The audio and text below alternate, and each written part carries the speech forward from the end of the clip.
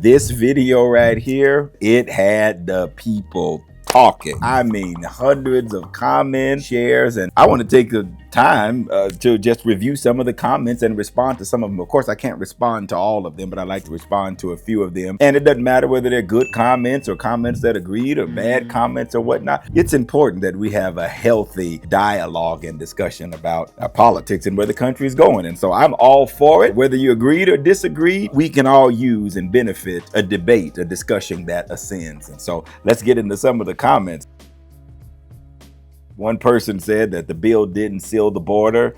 I guess they said I was lying or ignorant, or I'm not sure what that means. But then a Republican passed an immigration bill that's just sitting on Schumer's desk and collecting dust. I think if you go back and review the whole context of what I said clearly, and I'll restate my position again, it's everybody's fault that the border is not secure broadly. This should have been done in the past several administrations. And so I do agree with you that everybody, Democrats and Republicans, bear fault in this. However, the bill that was virtually blocked by President Trump, or because President Trump's will, would have provided great opportunity to have that border secure. The only reason why the border is not secure, and Democrats and Republicans agree with this, is because President Trump didn't want the bill to pass. He wants it for political purposes. Those aren't a separate set of facts. We all have to operate off the same set of facts. Chase McGregor, how can you say it's Trump's fault when the whole damn world called him a racist for wanting the wall? If anything, it's everyone else's fault but his. This has been decades of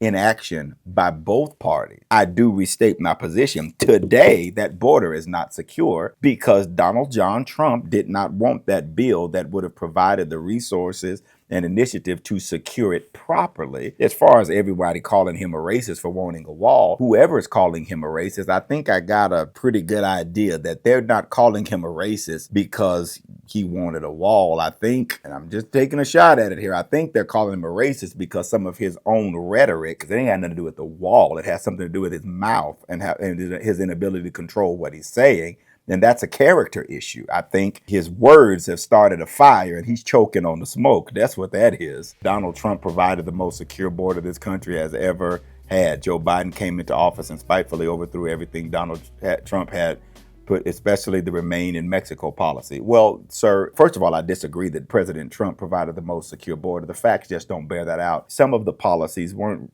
rolled back because of President Biden. Some of them were rolled back because of the operation of law, because there was no longer the pandemic, or by the court. There are a few things that President Biden rolled back that I think took away from some of the efforts at the border and some of the progress. I think it's a little overstating that President Trump provided the most secure border. Most secure border how? How? No. The reason the border is open is because corporations are trying to replace American workers. American workers have learned their worth. Corporations are looking to replace them with low-wage criminal aliens. Tyson Foods has admitted to this. Whoa. I do see the need for immigration because there are some jobs that frankly folks in America aren't gonna do, and migrant workers are willing to do. I mean, there's no nice way to say it. Do I think that these folks are low-wage criminal aliens? I disagree with that. I think that's some of the rhetoric that is inflaming the passions of people related to this border. I think we can speak to folks, or about folks, I should say, a little bit more respectfully than that. But there is a component of that, of immigration, that impacts and that in some ways benefits the labor market in this country. And so whether there's some corporate conspiracy behind it, I'm not sure of that. If there is, obviously it's up to our legislators and elected officials to address that in a responsible way in the context of immigration reform. But I certainly wouldn't refer to folks as low-wage criminal aliens. Again, that's the kind of rhetoric that gets us in trouble and keeps us away from good solutions. So what about when Trump was trying to secure the border and the Democrats wouldn't let him? The Democrats wouldn't let him. I don't know if that's an accurate statement. This is an issue in the nation that will only be resolved by bipartisan support, and it needs to be done by Congress. It doesn't need to be done by executive order. It needs to be done by Congress. Congress needs to pass a bill for the president to sign, and the border will be secure, and we can have some comprehensive immigration reform. How much was this man paid to say this? Absolutely nothing. Is that why Biden dismantle the Remain in Mexico agreement that worked so well, or is it Trump's fault that he decided to do that too? That alone has caused like a 1,100% increase in illegal crossing. I think it's doubtless that the Remain in Mexico policy was effective at stopping folks at the southern border. I think the issues with it were it only dealt with non-Mexican nationals arriving at the southern border, but we have more than one border in this country, obviously.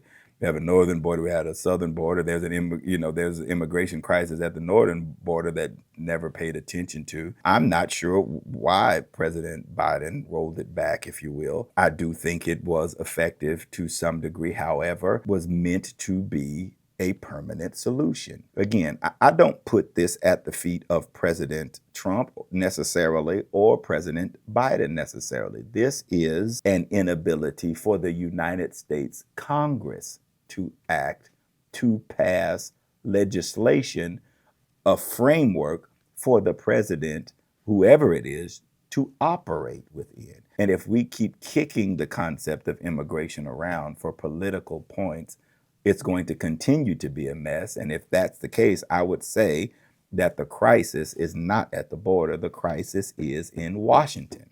Again, I restate my position. They came up with an immigration bill that would have done some of the things that folks are commenting about. President Trump said don't do it, and that's why it wasn't done. This is a congressional issue. Congress must act to make sure that that border is secure and give the laws that the executive branch of the government can operate within to secure that border and comprehensive immigration reform. And I think they're components of the migrant protection protocols. You call it Remain in Mexico. When it's implemented properly and tailored to the specific need, there are parts of that that could be effective. Why can't Biden fix it? As long as Congress fails at addressing the border, some president, whether it's a Democrat or a Republican, is going to fail or have a very difficult time in securing the border. And I firmly believe that this is a congressional issue that we keep pointing at presidents to do. So that's why Biden can't fix it. That's why Trump couldn't fix it, because contrary to popular opinion, he didn't fix it while he was in office either, and neither did the several presidents before him. This has been a mess as